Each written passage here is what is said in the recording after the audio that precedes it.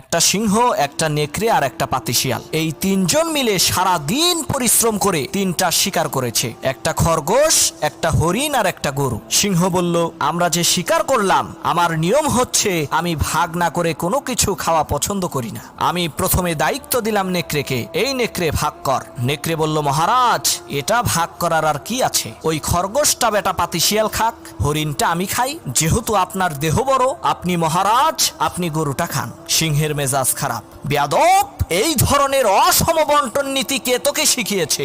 এক থাপ্পড় মেরেছে, নেকড়ের কল্লা 50 হাত দূরে যেয়ে পড়ছে। এবার সিংহ শিয়ালকে বলছে, এই শিয়াল ভাগ কর বেটা। শিয়াল কয়, মহারাজ এর মধ্যে ভাগ করার কিছু নাই, আপনি ব্রেকফাস্ট করবেন খরগোশ দিয়ে, লাঞ্চ করবেন হরিণ দিয়ে, আর ডিনার করবেন গাভী দিয়ে। মহারাজ খুব খুশি। হে রে শিয়াল রে, এত ইনসাফ ভিত্তিক বন্টন নীতি কে তোকে শেখালো রে? শিয়াল বলে, কিছুক্ষণ আগে যে কল্লা দিয়ে গেছে